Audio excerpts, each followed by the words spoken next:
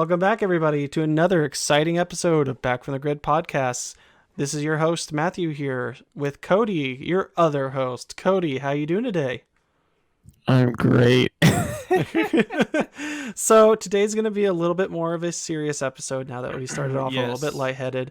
It's going to be a mini-sode because Cody's lame. There's joking. reasons, all right, guys. I can't make it out to where Matthew is right now because there's stuff.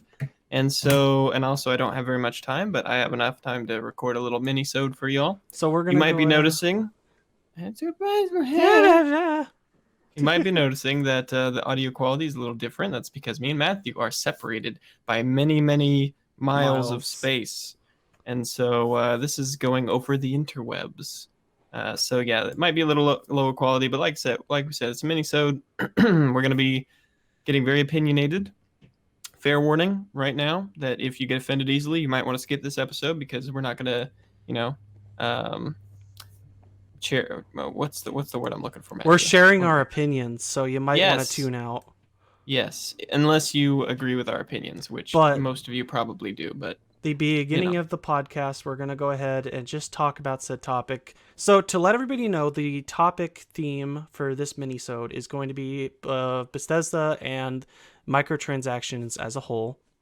So I know me not and a lot Matthew of people have very really strict opinions about this stuff, very specific. I was rather loose about it. I have converted Matthew into more of thinking my way than how he used to think. Well, they've taken. Okay, so let me hold back. Okay, so leave now. So, leave now or forever hold your troll comments. They're gonna still. All right, now that's out of the way. So Matthew, Bethesda recently did two big oopsies. Yeah, they did some pretty big. They did an oopsies. So fans have not been happy with Bethesda after recent changes with Fallout 76. As we said in our last podcast, I remember reporting that they delayed their. They've delayed NPCs until the first quarter of 2020. And they did say that private servers were still going to be a thing. Well, recently they announced that private servers will be attached onto their Fallout First service, which is a membership that you can pay for with Fallout 76. So basically they've launched said membership yesterday or the day before this episode's been aired, and you will need to have this subscription service to have private lobbies. You will need it. And basically what the subscription comes with is it is unlimited storage, you access to private servers, a tent that acts as a fast travel point, a simple base, monthly supply of atoms, so they'll supply you with a couple of atoms every month. New Vegas style outfit from Fallout New Vegas, one of my favorite games, and icons and emotes every month. This service has two different options. You could pay $12 a month. This is the same price as a Netflix subscription or a Disney Plus subscription, if not more. And for a whole year, it is $100. $100. It changed very quickly. I apologize for that. $100 a month. That's more Matthew than an Xbox Live subscription. Matthew, please tell me this one easily very simple thing. How much did Fallout 76 cost when it came out? It cost $60. It's a $60 game. $60? Are you serious, Matthew? And it launched incomplete. No. That is a mess. No. It was perfectly fine. And so fans have been complaining a lot of this recent change, especially considering the fact that private servers, when they announced it, didn't even sound that much promising to warrant a service, as the fact that, one, you cannot run private mods, so you cannot run mods onto it, which was a huge thing that they were wanting to do. Yeah, but when has Bethesda ever been happy with mods? I mean, happy enough to include them in a store. And they had mod support for consoles. It's like a complete 180 of what they've done. You can only play in adventure mode. Granted, that is one of the only few modes that's available. If the owner leaves and everybody else leaves into the map afterwards, if somebody tries to rejoin when the owner's not there, they are completely locked out, but their progress is saved. So so it's peer to peer. Yes. Gotcha. Well, yes and hosted. no. Yes and no. So it is a server that they pay and rent. But the host, once he leaves and everybody else leaves and it's been empty, they'll shut it down. Do they have to pay extra money to get the private servers? Yes. And then they can't even use it when the host isn't on there? Yes. Bethesda, you suck. It's the stupidest. Now, if every... Hey, but sponsor us. But hey, no, I don't want a sponsorship from them. So yeah, I mean, if there's someone else in there, but like if everybody was to leave, so say for example, a group of like the host and then like 3 or 4 other friends were playing, and then the host leaves and all those other people leave, and then like one of them's like, hey, I should go do this while we're getting ready for our next game session. They are completely locked out of that game session. Oof. This all comes after Bethesda posted on their blog stating their future plans for Fallout 76. And I'm going to read you a couple excerpts from this blog post. Excerpts. Yep. So cool. They wrote on there, we love that there are so many types of players within Fallout 76. And one of our primary goals is to reward everyone, no matter how you play. This includes our approach to earning atoms through challenges and types of items to unlock them in the Atoms shop. Our approach to these items at launch were to keep them purely cosmetic, but after looking at all the data, it has become clear to consistently deliver content that keeps Fallout 76 fresh and exciting for all. We need to rethink our approach on the Atoms shop. While we... After looking at the data, and then they just look inside their wallets... We need more money from you. Oh no, this is the cherry on top. While we had many ideas on what to add to the Atomic Store, one of the ways was to directly result the community feedback. We heard from many of you who wanted items with real utility. So starting in April, we began adding items. Hang on. Didn't they specifically get in trouble for this kind of crap like a couple months ago? Mm-hmm. Because they were trying to sell utility items? Yeah. Oh my gosh. Come on, Bethesda. What's your problem? So we began adding items such as repair kits, scrap kits, the collector station, and a working refrigerator. These have since become the most popular categories in the Atomic shop. Well, I wonder why when they build the game in such a way so that it's a grindy piece of garbage unless you pay more money. So we got a little bit opinionated there. Money. So now we're going to go ahead and rip into this. So... Okay, so first, wasn't it specifically stated... at launch that it was going to be they would not only. Be, and they acknowledged that. They acknowledged it. Let me get on my soapbox here for a second. You should not have microtransactions in a game $60 game. No. Just let me. You should not have microtransactions in a game that you pay money for. Period. They are a free-to-play system. Free-to-play system is when you use microtransactions so that you can monetize it with cosmetics and whatnot. When you buy a game, especially when you buy a game for $60, there should be nothing else. Maybe a huge expansion DLC, but nothing else. And it's ridiculous. It's ridiculous that the industry has been warping our minds to accept microtransactions in premium games. It's ridiculous. Speaking of cosmetic or not. Speaking of that, to add to that, I went in, and so many of you know that we go to college. Yes. So we were talking at college, at least, before one of my classes started. I talked with a couple of my friends, and some of them we were really excited for Call of Duty Modern Warfare. Some of them, you know who you are. They were really excited for Modern Warfare, and I had been posting for the last couple of weeks, like, I'm excited, but I'm not going to buy the game at launch, because as much as... And I posted on there, I'm like, I don't think this game is going to go the way fans are going to want it to, as much as we'd love to, because Activision and Activision, Bethesda, and EA have a horrible track record of taking games that are decent or really great and just completely just destroying them. They did that with Black Ops 4 because they were like, hey, Treyarch, monetize the crap out of your consumers. Like, they made more on on the actual like monetization of supply drops and reserve crates and all that than they did with the Black Ops Pass and all their other forms of monetization in a Call of Duty game. It is absolutely ridiculous. And I told them, I'm like, I just do not trust them to not do that again. Good. They don't and on a worse scale. And on a worse scale, because they've eliminated the season pass for Modern Warfare. So I'm over here like, I just do not. And they're like, so wait, you're not. And they told me, they're like, why are you not going to get it? There's no season pass. I'm like, that's a big reason why I'm not. I don't trust them to. They'll find a way to get that money. Oh, I'm sure. They will. And from what I've heard about the game, they're adding watches to your character. So like customizable watch wrists. Like there's one where it's a Tamagotchi on your wrist, and other like DLC weapons gonna be a thing in the game.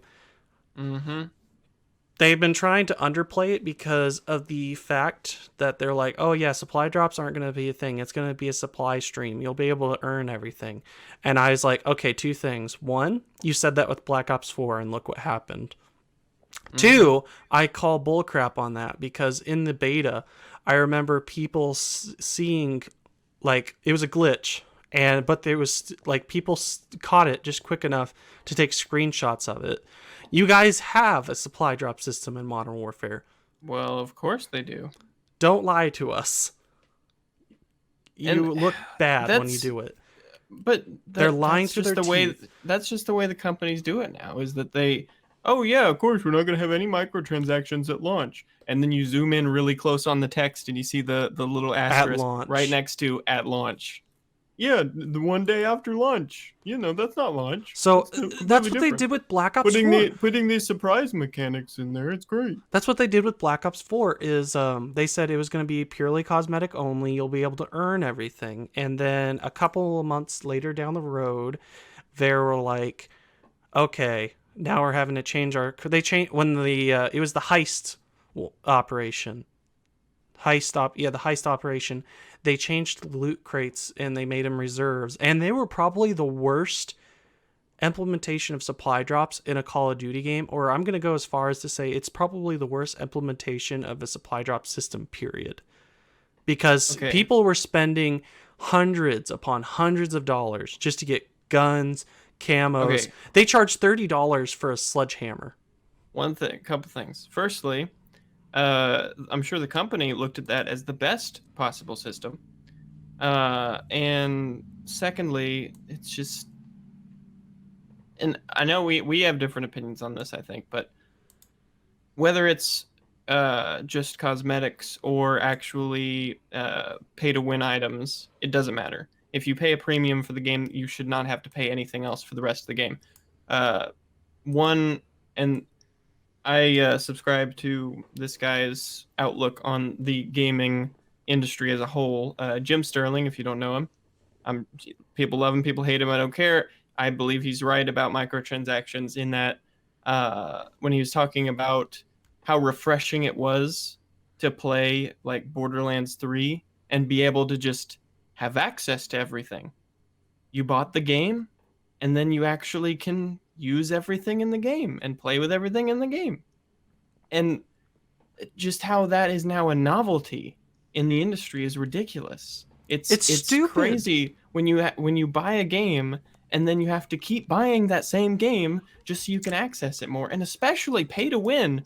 What the heck is the point of buying a game for $60 and then buying more stuff just so that you can play less of the game? And then now I get why people... I'm not blaming the victim here. It's the company's fault for doing that. But it's just... But when you support these companies, that's when you have to look at them and just be like, you're the fault too. You keep adding the money. They are doing it because they know they can get away with it, and they know you're going to be easily taken advantage of. So it's like I had one of my classmates I said Bethesda was getting to the point of being nearly as bad or if not worse than EA. And then he's like, hey, don't go after EA. And I was like, oh, no, I'm going to go after EA. EA's a big offender. Battlefront 2. Battlefront 2 was a huge example.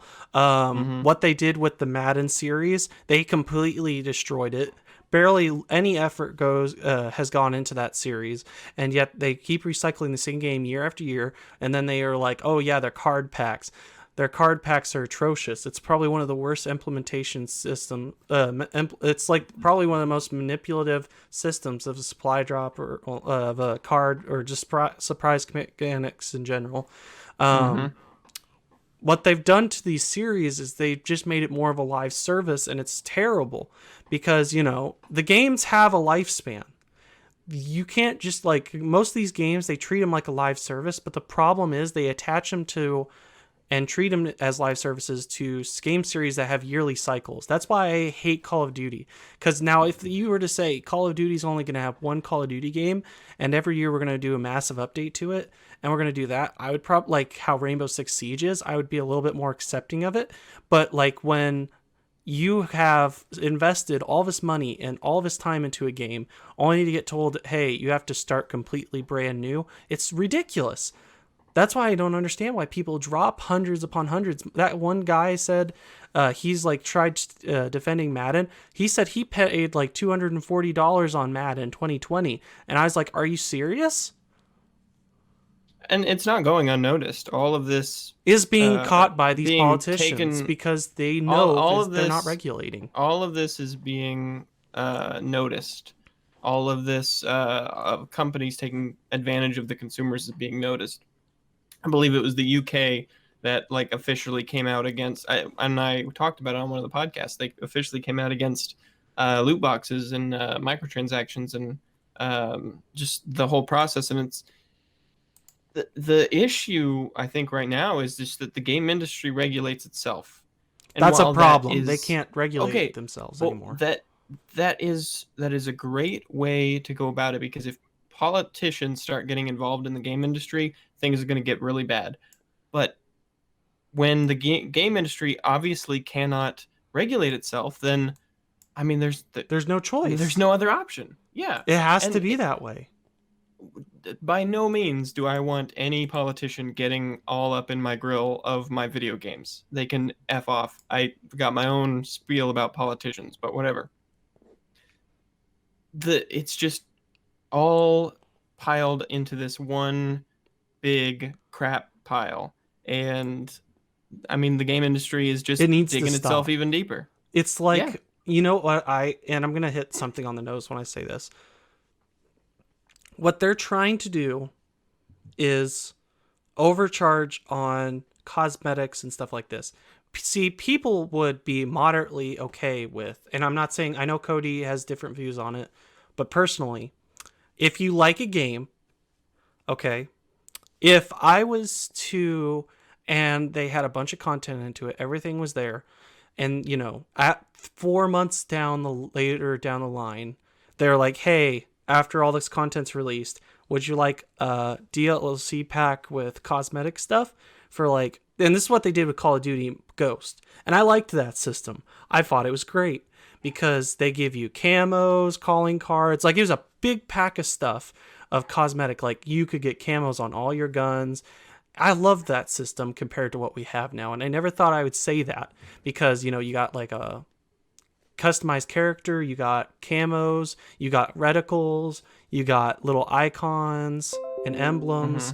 You had all these things, and it just made your life so it makes it way better than what it is now, because at least you could buy that directly versus nowadays where you have to dig through all this crap in these supply streams. And it, instead of an item that is $5, because that's how much those customization packs would be, is $5. Now it's $200 for a freaking knife. But that's beside the point. Anyway, so that's it, everybody. That's the end of the podcast. Please go ahead and tell us what you think of the podcast, and we'll see you on the next exciting episode of the Back from the Grid podcast. Have a good one.